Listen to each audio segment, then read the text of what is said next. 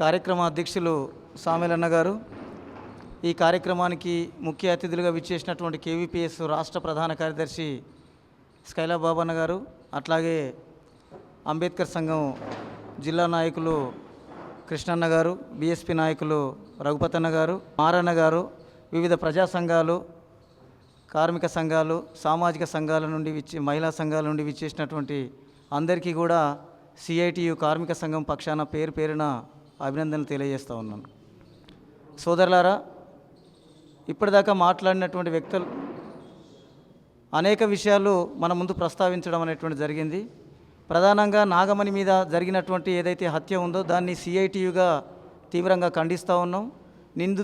నిందితుడిని శిక్షించాలని, అదేవిధంగా ఏదైతే నాగమణి భర్త ఉన్నాడో శ్రీకాంత్కు రక్షణ కల్పించాలనేటువంటిది కూడా సిఐటియు పక్షాన డిమాండ్ చేస్తూ ఉన్నాం. అయితే రాష్ట్ర వ్యాప్తంగా ఈ కుల దురహంకార హత్యలు ఇవి కొత్తేం కాదు. తెలంగాణ రాష్ట్రం సిద్ధించడానికి ముందు అనేకమైనటువంటి ఘటనలు జరిగినాయి. దానికి వ్యతిరేకంగా అనేక సామాజిక సంఘాలు, ముఖ్యంగా కులవివక్ష వ్యతిరేక పోరాట సంఘం లాంటి సంఘాలు ఈ కుల నిర్మూలన మీద పెద్ద ఎత్తున అనేక ఆందోళన కార్యక్రమాలు నిర్వహించినాయి. అదేవిధంగా అవగాహన సదస్సులను కూడా పెద్ద ఎత్తున నిర్వహించినటువంటి పరిస్థితి ఉంది. అయితే మన ఇబ్రహీంపట్నం ప్రాంతంలో ఇట్లాంటి ఘటన ఎందుకు ఇబ్రహీంపట్నం ప్రాంతాన్ని మనం ప్రస్తావించాలి అంటే, అనేక పోరాటాలకు, అనేక అభ్యుదయవాదానికి నిలయంగా ఉన్నటువంటి ప్రాంతం మన ఇబ్రహీంపట్నం ప్రాంతం. మరి ఈ ప్రాంతంలో కూడా కులం పేరుతోటి, ఆర్థికమైనటువంటి అంశం పేరుతోటి ఒక వ్యక్తిని సొంతం అక్క అనేటువంటి పద్ధతుల్లో కూడా చూడకుండా అంత దారుణమైనటువంటి ఘటనకు పూనుకున్నటువంటి ఏదైతే పరమేశ్ ఉన్నాడో, అట్లాంటి వ్యక్తులు ఇంకెంతమంది పుట్టుకొస్తారు ఇట్లాంటి ఘటన చూసిన తర్వాత అనేటువంటి ప్రస్తావన మనలో వస్తున్నటువంటి పరిస్థితి ఉంది. అందుకని ఇప్పుడు హత్య చేసినటువంటి పరమేశ్ పట్ల ప్రభుత్వం కఠినంగా శిక్షించినా, లేకపోతే ఇంకే రకమైనటువంటి శిక్ష చేసినా మరి ఇట్లాంటి ఘటనలు భవిష్యత్తులో పునరావృతం కాకుండా ఉంటాయా అంటే ఉండడానికి అవకాశం లేదు.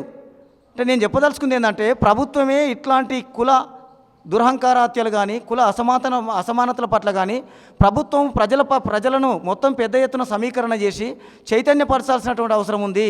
ఇట్లాంటివి కనుక చైతన్యం లేకపోతే, ఇంతకుముందు పెద్దలు చాలా మాట్లాడారు, అన్ని కుటుంబాల్లో కూడా ఇవాళ కులాంతర వివాహాలు జరుగుతున్నాయి, అనేక రకాలుగా కలిసిమెలిసి ఉంటున్నటువంటి పరిస్థితి ఉంది. కేవలం కొన్ని ఘటనలు ఇట్లాంటివి వచ్చినప్పుడు మాత్రం మనం సదస్సులు పెడుతున్నాం, సెమినార్లు పెడుతున్నాం, కానీ పాలక వర్గాలు చేయాల్సినటువంటి పద్ధతుల్లో, ప్రజల్ని చైతన్యం చేయాల్సినటువంటి పద్ధతిలో పాలక వర్గాల పాత్ర చాలా శూన్యంగా ఉంటుంది. ఇట్లాంటి ఘటనలు పునరావృతం కాకుండా ఉండాలంటే ప్రభుత్వమే బాధ్యత తీసుకొని ఇట్లాంటి వాటిని ప్రోత్సహించాలనేటువంటి విషయాన్ని నేను గమనిస్తూ, ఏది ఏమైనా నాగమణి మీద జరిగినటువంటి ఘటన పట్ల కార్మిక సంఘంగా సిఐటిగా తీవ్రంగా ఖండిస్తున్నాం. అదేవిధంగా ఆమె భర్త శ్రీకాంత్కు అన్ని విధాలుగా రక్షణ కల్పించి ఆ రకంగా ప్రభుత్వ ఉద్యోగం కల్పించాల్సినటువంటి అవసరం ఉందని చెప్పేసి తెలియజేస్తూ, నాకు ఈ అవకాశం ఇచ్చినటువంటి పెద్దలకు మరొకసారి ధన్యవాదాలు తెలియజేస్తూ సెలవు.